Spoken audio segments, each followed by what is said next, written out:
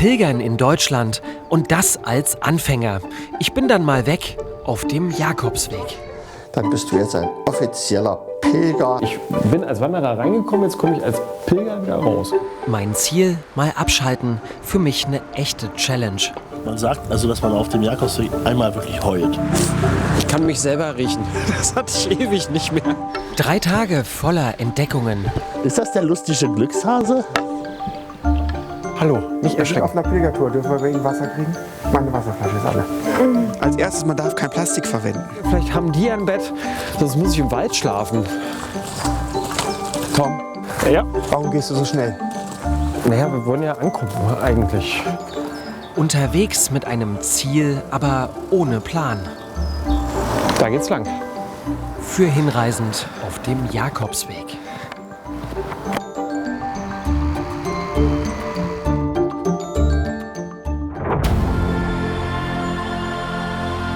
Das ist hier die Burgruine Arnstein. Ich finde, die sieht fast ein bisschen aus wie in den schottischen Highlands. Ein total schöner, romantischer, verwunschener Ort und ein echter Geheimtipp. Also ich krieg langsam Hunger.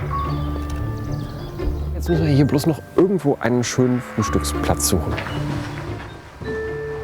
Sackgasse. Rumstromern in einer etwa 900 Jahre alten Burgruine. Das ist kostenlos, aber nicht umsonst. Boah, was für eine Postkartenaussicht. Und die könnt ihr euch jetzt aus einer ganz anderen Perspektive angucken.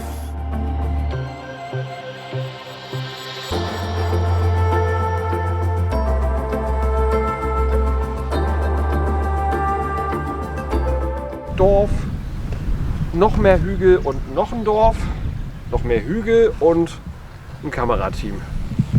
Alex So geht das hier. und Paul. Geht die Pumpe? Zeit fürs Frühstück. Schon in Pilgerstimmung, Tom? Alles entspannt. Tipps zum Pilgern hat Michael für mich. Er hat den Businessanzug heute gegen den Pilgerstab getauscht. Das ist übrigens Otto, der kommt bei mir aus dem Garten. Ich bin nur allein unterwegs, ich pilger eigentlich nur alleine. Und ich habe schon Situationen gehabt, da kommt zum Beispiel ein Hund auf einen zugelaufen oder man ist nachts unterwegs. Und wenn man dann einen Freund hat, also wenn ich so mache, bleibt der Hund vorm Stock stehen. Wenn ich so mache, bleibt er genau da stehen, wo er nicht stehen soll. Wie viele Kilometer hat er hier auf der Uhr? 2, 3, 4.000. Also ist ja eigentlich egal, wie weit man geht. Die Frage ist, wie kommt man zu sich? Michael kennt Kniffe, auf die wäre ich nie gekommen. Als erstes, man darf kein Plastik verwenden, wenn man pilgert. Warum? Na, weil in den Pilgerherbergen, wenn man losgeht und erstmal mit einer Plastiktüte raschelt, dann werden alle wach. Und gegen wunde Füße hat er ein Mittel dabei. Diese pure Wolle ist das Beste gegen Blasen, was es gibt. Dann machst du die Wolle unten in den Schuh rein und Schafwolle ist einfach super. Hirschhorntalg, Ja. das ist gut für die Füße, wenn sie sehr beansprucht sind. Wenn du ganz viele Wochen gehst und so musst du was tun, sonst geht deine Haut kaputt. Je länger man pilgert, desto mehr merkt man, wie wenig man eigentlich braucht. Ich habe echt überlegt, ob diese Wasserflasche reicht hier mit irgendwie 1,1, 1,2 Litern. Aber deine ist ja viel kleiner. Ja, meine ist klein. Die fülle ich 5-mal auf. Okay. Aber wenn ich pilgern gehe, will ich ja mit Menschen in Kontakt kommen. Es gibt ja nichts Schöneres, als Pilger irgendwo anzuklopfen und zu fragen, können Sie mir bitte mal die Wasserflasche voll machen? Wo wollen Sie denn hin? Wo kommen Sie denn her? Was machen Sie denn so? Und da kommen ja ganz wichtige Gespräche. Wir haben noch ein bisschen Wegstrecke vor uns. Wir wollen nämlich jetzt nach Hedstedt laufen. Aber wir wandern nicht, wir pilgern. Ja. Rund 11 Kilometer liegen vor uns. Ein Wanderstockverleih. Das ist ja... Ein Otto steht nicht drin. Ein Otto steht nicht drin, aber wir haben hier auf jeden Fall schon mal einen Stock, der passt, glaube ich. Und dann habe ich jetzt hier einen kleinen Pilgerstab. Das läuft sich flotter. Tom, Ja. warum gehst du so schnell? Naja, wir wollen ja ankommen eigentlich. Du willst doch in der Natur gehen, nicht durch die Natur. Geduld. Genau. Ja. Auch nicht mein zweiter Punkt. Nee, nicht meine, also meine Stärke überhaupt nicht. Ich bin total ungeduldig eigentlich. Jetzt stellst du dich hier hin, guckst und du wirst einen Hinweis finden. Okay, gut. Wir stehen hier irgendwo, da hinten ist Söder, aber ob es jetzt da lang geht du oder... sollst nicht denken, du sollst gucken, ob du den Hinweis findest. Hey! Mensch, wenn man mal guckt, was? Ja. Jakobsweg-Aufkleber entdeckt. Aber ob es jetzt nun da lang geht oder da lang, das sehen wir ja nicht so wirklich an der Muschel, oder? So habe ich es in meinen Touren gelernt, zeigen die Strahlen immer dahin, wo du hingehst. Da lang. Würde ich auch sagen. Dann machen wir das doch glatt. Und dann sind wir auch schon in Söder. Zeit für eine Rast. Du hast einen sehr fordernden Job mit sehr durchgetakteten Tagen. Das ist ja hier das komplette Gegenteil davon. Ja, das Handy nicht anzugucken und das loszulassen und die Gedanken, die kommen, wie Wolken fliegen zu lassen und nicht festzuhalten und zu versuchen zu lösen, sondern an sich vorbeischweben zu lassen und alles fliegen zu lassen. Und das ist ganz, ganz wichtig.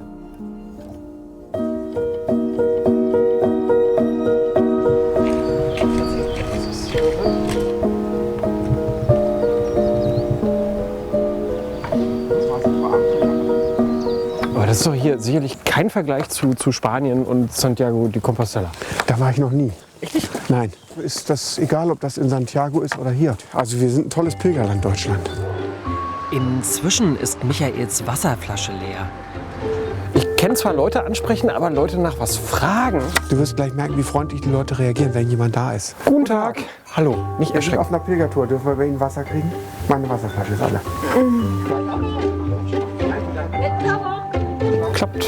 Also Freude sieht anders aus, aber wir kriegen Wasser. Nein, ich glaube, sie ist ein bisschen verschreckt gewesen. Stimmt, wir haben ja auch noch euch mit dabei. Ihr verschreckt die Leute. Wir sind schuld. Ihr seid schuld, Wenn man alleine definitiv. vor der Haustür steht, passiert gar nichts. Dann gucken die Leute an und sagen, natürlich, selbstverständlich, wo wollen sie denn hin? Ich bin beeindruckt. Also ins Gespräch kommen, das funktioniert beim Pilgern.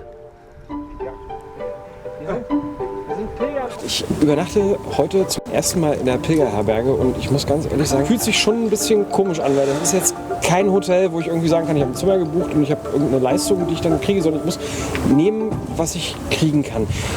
Irgendwo hier muss das Pfarramt sein. Also langsam wird der Rucksack doch ein bisschen schwer, aber das liegt auch daran, dass ich noch einen Wanderstein mit habe.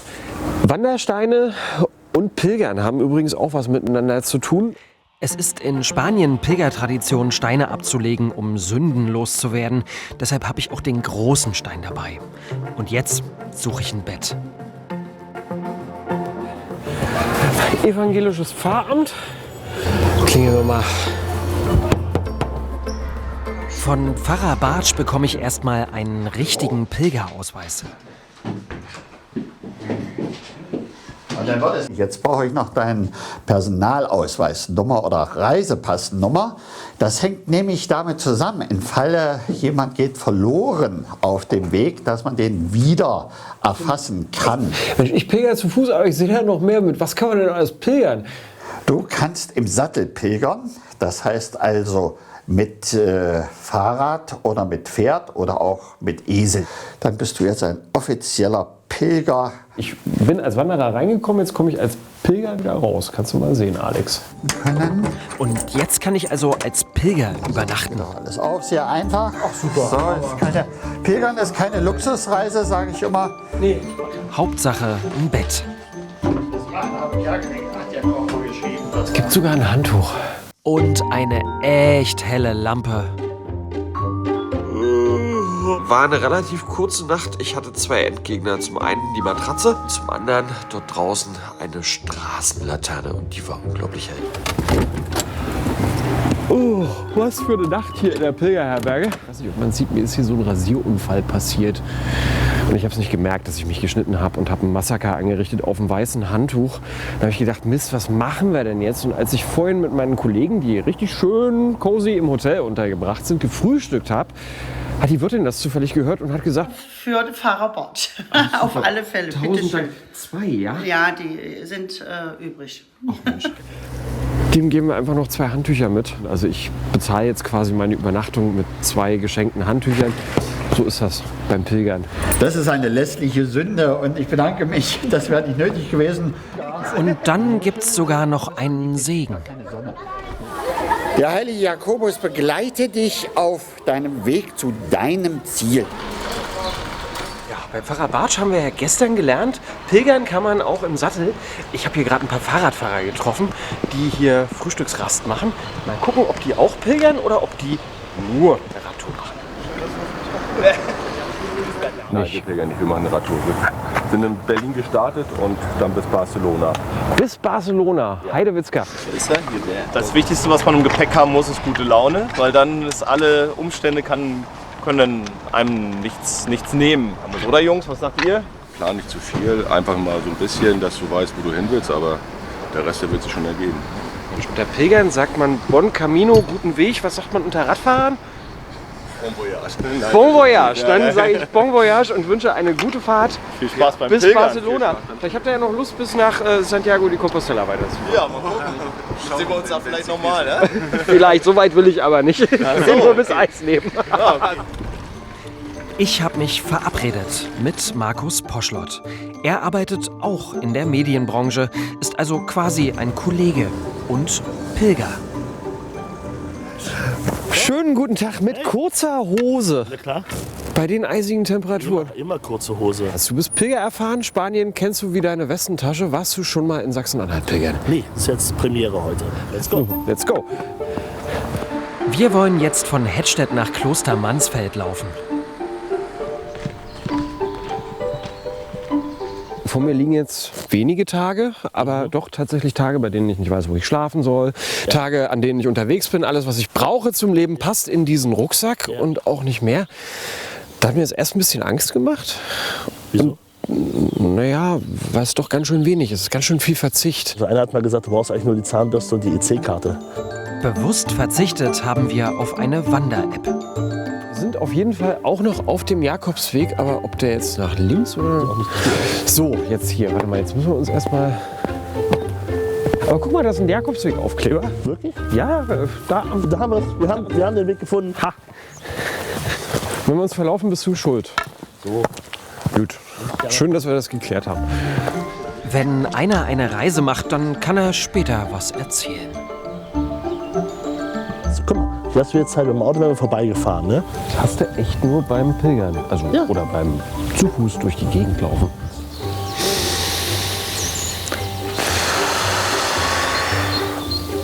Merkst du schon so ein bisschen?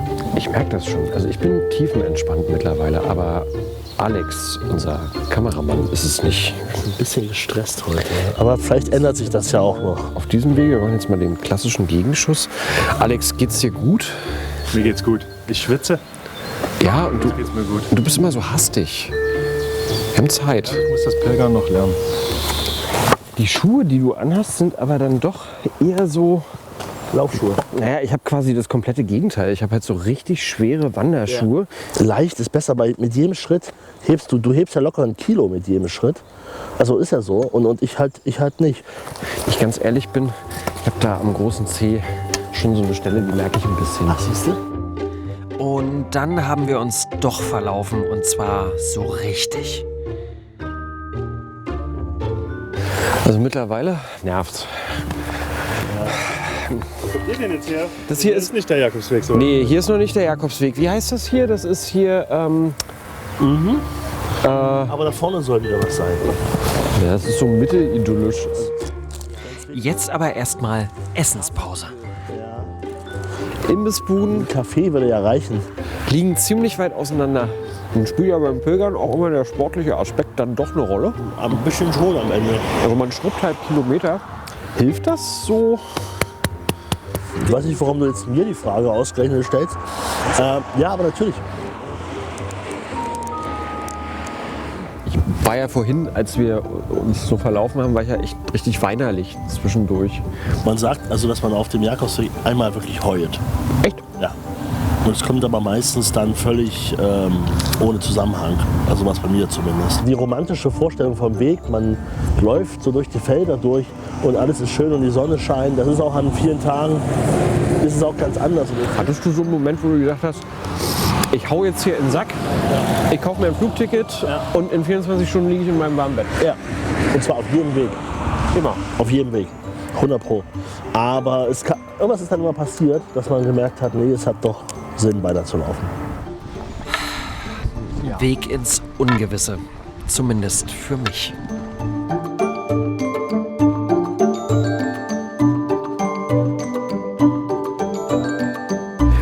Jetzt laufen wir hier gerade zum Schloss Mansfeld. Ausgewiesene Pilgerherberge, vielleicht haben die ein Bett, sonst muss ich im Wald schlafen. In diesem Märchenschloss will ich schlafen, mit Dusche und weicher Matratze, fürstlich. Hier übernachte ich heute. Ich fürchte nicht. Tatsächlich, ja. Also alles. Wir haben ja 75 Kinder. Alles belegt. Hätte ja klappen können, soweit ihr... Wäre schön gewesen. Sehr gern, sehr gern. Ist das nicht schön hier? Das ist das Schloss Mansfeld. Hier schlafe ich heute nicht. Glück gehabt. Unten in Mansfeld finde ich dann doch noch eine Pension.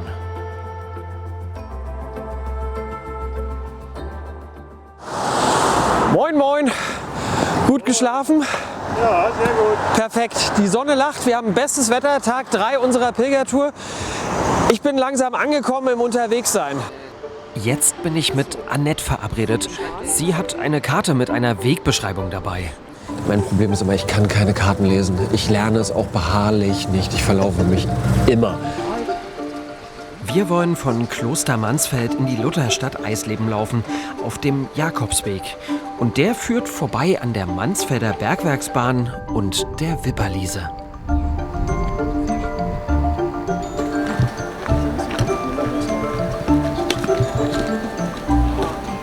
Du bist engagiert unterwegs. Ja, ich laufe gern ein bisschen schneller.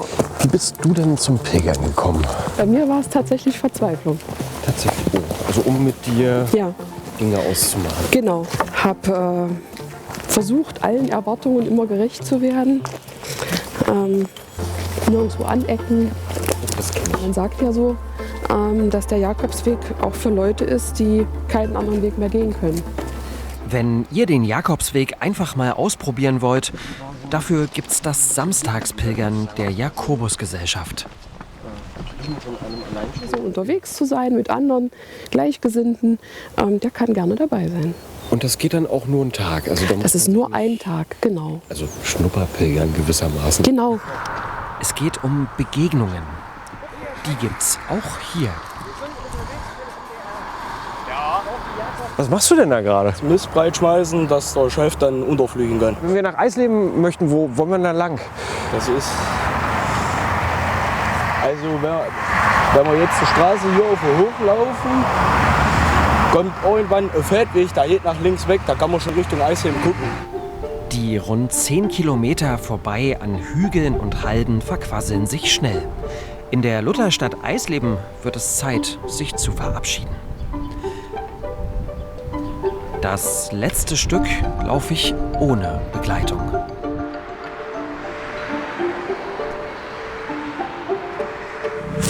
Ich kann mich selber riechen. Das hatte ich ewig nicht mehr. Aber das heißt, das Pilgern läuft. Jetzt geht's in ein richtiges Kloster. Ein Ort, zu dem auch ein Gästehaus gehört und ein merkwürdiger Garten. Auf dem Klosterhof treffe ich zufällig Thomas. Er will nach Italien pilgern, um Mönch zu werden. Zu Fuß, nur mit Schlafsack und 50 € Startkapital. Du bist jetzt 2 Monate unterwegs. Was hat das mit dir gemacht? Ja, der Anfang war schwierig, weil man hat klar Tage, wo man gar nicht so viel laufen, weil es war zu früh dunkel und dann war auch ein bisschen mehr kalt und das war ein bisschen nicht so gewöhnlich mit dem Schlafsack draußen schlafen. Aber jetzt geht's schon. Und wie viel Geld brauchst du so am Tag für Essen, wenn du... Ich komme so mit 20 € immer zu 3-4 Tage. 3-4 Tage? Das ist... Ja, ich kaufe mir nur was zu essen und mehr brauche ich nicht eigentlich. Ja. Was kaufst du da so? Immer so Sachen wie Dosenfisch und so oder Fleisch in Dosen. Thomas muss weiter und ich gehe erst mal was essen im Restaurant. Das ist für mich selbstverständlich, aber es kann so viel kosten, wie der Pilger die ganze Woche braucht, denke ich noch. Pilgern kann man auf 2 verschiedene Arten. Entweder ganz normal in Hotels übernachten und essen gehen, wie man das sonst im Urlaub macht. Nachteil, es kostet natürlich ungefähr genauso viel wie jeder andere Urlaub auch. Und dann gibt es noch die spartanische Variante. Übernachten in Pfarrhäusern, vielleicht auch mal nach Essen oder nach Getränken fragen. Ich habe die bequeme Variante gewählt. Schwester Christiane zeigt mir mein Zimmer im Gästehaus. Spartanisch und aufgeräumt ist es. so wie das Leben hier im Kloster. Manchmal hat man ja das Gefühl von seiner eigenen Wahrnehmung, mein Inneres ist einfach wie ein Büro voller Chaos. Also da muss gründlich aufgeräumt werden. Oder man sagt jetzt treffend, aufgeräumt, da ist ganz aufgeräumt. Da merkt man, alles ist schön so in das richtige Fach, in die richtige Schublade gekommen. Und dieser Mensch strahlt natürlich auch eine gewisse Ruhe und Gelassenheit dann aus. Warum haben Sie denn hier einen Irrgarten auf dem Gelände? Meinen Sie das Labyrinth? Ach, oder ein Labyrinth. Also das ist okay, jetzt stimmt das. Ja. Ja, das geht ja auch darum, dass man zum Kern kommt. Dass man, viele Leute sagen, es tut ihnen einfach ungeheuer gut, sozusagen rein äußerlich das zu tun, was sie innerlich erleben möchten.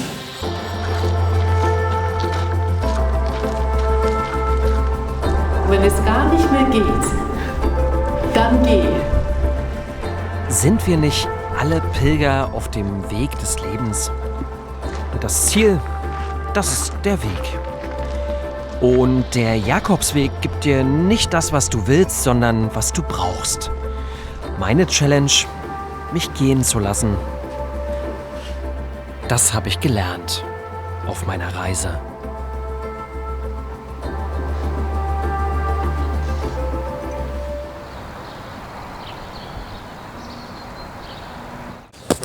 Drei Tage Pilgern durch Mansfeld-Südharz gehen hier zu Ende im Kloster Helfta. Das waren 3 total intensive Tage. Ich habe ganz viele interessante Menschen getroffen. Ich habe Menschen kennengelernt, die im Alltag einfach mal so sagen, ich nehme mich mal raus, ich packe meinen Rucksack und gehe los. Und das macht etwas mit einem. Jeden Tag in einer anderen Stadt sein, jeden Tag in einem anderen Bett schlafen und zwischendurch ganz viel laufen. Da kommt man an im Unterwegssein. Und das ist auch das, was ich mitnehmen werde. Ich werde mir häufiger meinen Wanderstock schnappen und einfach losgehen. Ich brauche jetzt aber trotzdem erstmal eine Dusche und ich muss die Beine hochlegen.